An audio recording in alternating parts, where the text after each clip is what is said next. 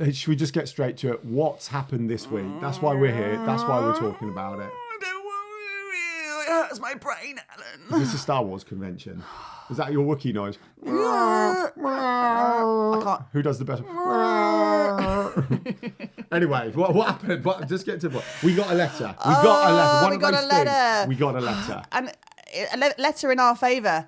Firstly, that's always a good thing. You don't want the letter that's not in your favour. Clickbait, Emily. We're being... Okay, it's not. We are David and Goliath style about to go into a trademark war. Right, before we get to ours, I was Googling some other ones. Okay. So ours isn't quite at the headline stage Oh, gosh, yet. no. But, sorry, go on. We're early stages, but it still hurts my brain. This did make me think of in 2012 when... I love how you've got the details on your I screen. have. That there's a pub in Southampton in Bevis Valley called The Hobbit. Local to and us. Middle Earth Enterprises, a company owned by film producer Sol Zientz, whatever, sued them over the use of its name because that's when they were releasing The Hobbit and everyone else.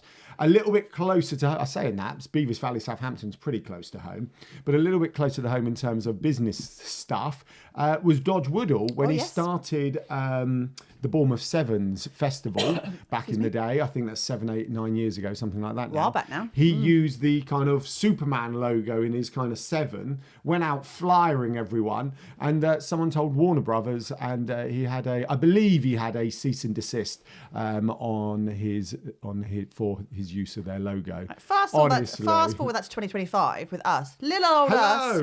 Yellow Tuxedo, proud owners of Yellow Tuxedo. We do own the trademark for Yellow Tuxedo.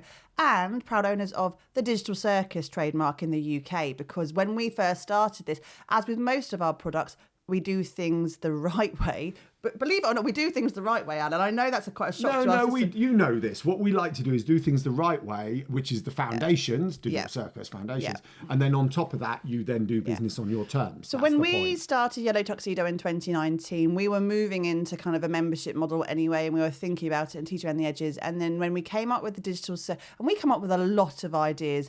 There are many, many, many, many URLs that we own, domains that we own. Hello, Alan has a notebook. ideas. We own lots of trademarks and things because ultimately, if there is even a glimmer of a chance or a hope that you have an idea that may have legs to it in the future, even if you're not quite ready for it at this point, you need to be sensible and you need to protect it. That's rule 101. You have to protect your assets.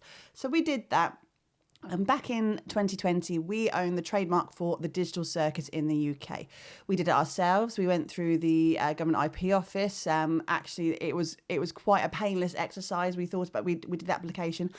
But at that point, we were not global domination ready yet. If I remember rightly, when we were doing our due diligence for the Digital Circus and we Googled it, there was this one random kind of reference to it from someone in New Zealand. Yeah, that's it. There was no other reference to the Digital Circus on the internet that we could find. So we went through and we got the... We were like, yes, we're a UK business. We predominantly trade in the UK. We do have international clients. I know, it's crowbar that. Global business. We are a global business. But in reality, as a small business owner who was at startup phase really with Yellow Tuxedo, we did not have the capital investment, really, the capital funds to go for an international trademark. That would have cost tens of thousands because you can't just go, you have to go for geographic areas across the world. There's not just one blanket worldwide trademark. It's quite complex. We just haven't, and with like most of us small business owners, we have limited funds and you know, in terms of cash flow, it wasn't something that we were going to be able to secure at that time. Obviously now we're billionaires and we could have just done everything. So can I do the middle part? Yeah. So the middle part is, so we launched the Digital Circus. It's fantastic. This isn't a plug, but very, very relevant. The doors open on the 27th of January if you want to become a member for the week. Yeah. But so then as what we do in Yellow Tuxedo and what we teach with online visibility, we smashed the Digital Circus's online visibility with content and optimization and building its own little ecosystem.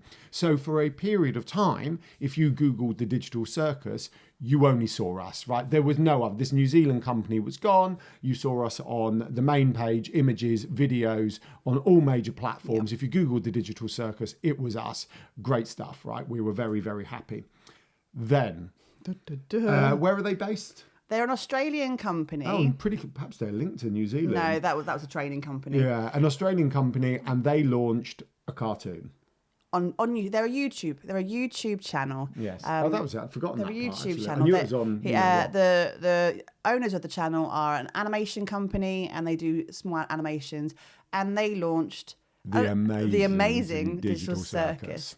Now, that's great. That's fine. We're not worried about things like that. And ultimately, there are a finite amount of words in the dictionary, and there are only a certain amount of ways you can name it, and we're fine. Hold on. Collaboration over competition every day, Emily. Yeah, to an extent. But when you start getting trolled by the fans, I know. Why are you jumping on this brand? We were here first. Yeah. So swiftly, we realised that a multi-million subscriber-based YouTube account that was an entertainment account had legs to it and was going to have quite a following. And actually, then when you started Googling the Digital Circus, you weren't faced with smiley, happy, yellow Emily and Alan and the community and all the stuff we've been growing for the last 5 years. Glitch. I wasn't going to say their name, but sorry. Glitch, if you're watching. And they're 13 million subscribers. Yeah, great, marvellous. Yeah. So we've got 1,400. Yeah. What we didn't expect was the fact that, we've always been aired we're on the nice side of business with the smiley, happy people. We don't cause any trouble for anybody. The amount of trolling we got on the likes of X as well. I mean, if ever you needed proof that X was an angry platform, just head over there right now. Because it's faceless. People feel confident because their face isn't People attached. ripping into our artwork on our social media going, well, that's a bit pants, isn't it? If you look on any Google search now, you're faced with a court jester who looks like he's on crack most of the time. And it is what it is. We accept that. Getting to the point though. So, getting to the point. Sorry, I am just saying, because I think when you Google the Digital Circus, I think there used to still be the odd reference. Oh, and there is. We're still, because we did things right in the right place. We optimize there our we go. content. So we are there. We're still hovering about. Optimize our content. We put content out all the time. We are labeling our images. We're labeling our videos. We're everything we should be doing. But it's a battle, right? Luckily, we're not looking for hundreds of millions of thousands of millions of subscribers really for our particular business, because I am. Well, I don't actually, Alan, because what we have always loved about the Digital Circus community is the fact that it's quite bijou means that we get to get under the skin of every business owner who's in that community. So we know them all by name. We all know their businesses. We know what their pain points are, what they're working on right now. True. And with millions of people, we couldn't do that. So that's not our business model. So we haven't even got to what happened this week. Letter arrives, and bear in mind, this is a busy time of year for us, January, because we are launching the doors opening next week, 27th of January, to new members, and stuff's going on. And Alan's mum's a bit ill at the moment in hospital, and we're dealing with all this stuff. A letter arrives on Saturday to let us know from the IP office that there is a company filing for another trademark that is remarkably similar to the UK trademark that we had, because we were sensible and we filed a UK trademark. So basically, the international trademark that's owned by Glitch across the world, they haven't secured the UK because we're a little thorn in their side because we took those steps to protect our asset. But what that means... They're going to buy it from us for millions. I wish. If only. Come on, we're retiring. We're retiring. Is without wanting to be in any kind of deal, we now have to think about the fact that we have to challenge their trademark application. With that comes cost, with that comes time, with that comes the fact that they are a multi-million subscriber, or on YouTube at least. Their series has actually been bought out by Netflix. They have a Netflix following. They are a very strong brand.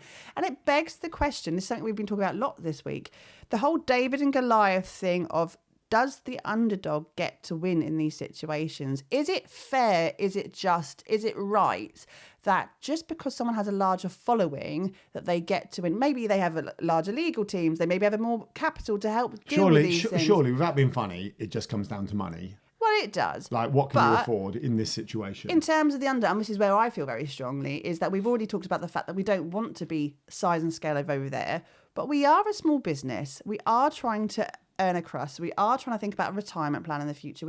And we can't just drop what we want to do with our business because someone's gone, oh, look at me, I'm shiny and fantastic. No, I agree. Here. I agree. We just can't drop it unless they pay us millions, in which case everyone's got a price. it's not a matter of how what will we, it's how will we approach this as a thing, because we have to contest it. It would be stupid not to oppose it. And I put a little LinkedIn post out this week and everyone's like, we'll back you all the way. I'm like, thanks. I don't know what that means in practice, but thanks. So we will oppose it. That means they'll be sending us tins of beans to live on. The Digital Circus doors will continue to open, but I would love to know, because they are going for a trademark with potentially different categories on their trademark. I don't know how much you know about how to trademark, but you trademark your logo or your word on specific categories of where you work and how you work. Now, we work in business and corporate, so we're in that space, but we do events, we do podcasts, we do merchandise and goodie bags. Are we still? Who knows what that leads for us? Because if they secure their UK trademark similar to ours, it makes it really quite muddy, and I'm not quite sure what that means. So we need to do some research. And well, it does beg the question, and you know me, does it actually mean anything to like day to day? Does anything actually change? Well, if we start doing a range of Digital Circus mugs, because we like a mug, is that classing as merchandise, and is that encroaching on somebody else's trademark if they have merchandise as their category? Because I didn't think about putting that on our category list when we went because, darling, 5 years ago we were poor. We were startups. We've been in the middle of COVID. We were trying our best to not die in COVID. We've lost a business. Don't forget, do the sob story if we do it. We've lost a business. The kids were home from school. We didn't tick the tick box. We live and learn. We live and learn. But we're really interested to see where this goes, and we've been really thankful for the amount of comments and suggestions from people outside of the podcast who have said they're backing us in this. Yeah. Whether we've got multi-thousands of pounds to spend on a legal, tens of thousands. Well, no, sorry, it was me. I was like multi-thousand, multi-thousands at this point to challenge the big boys. We'll see. But if The Hobbit can do it, and if Dodge can do it, we can have a go. Well, usually, I feel like once you get PR on your side, sometimes. I mean, ultimately, this is a bit of PR, right? So that's it. We're not stupid. No PR is bad PR. So. Hi everyone, we're Emily and Anna from Tuxedo. Please let's wrap up, I think. So if you've got any thoughts or opinions on this, or you want to help us, then get involved in the comments. If you've watched or listened to this far, please feel free to subscribe, or if you're listening on podcast platforms, leave a review. I don't know if we ever asked them to leave 5-star reviews. Let's get the Digital Circus name out there. And once again, back onto YouTube, please do let us know in the comments, drop a thumbs up, and subscribe to the channel if you're not already subscribed. Dave and Goliath, woo! I'm getting what's that called? The thing with the thing that he launched a stone from. I don't know. I can't think what it is. Can I Google that before we? We need to go. We're going. Bye. Bye.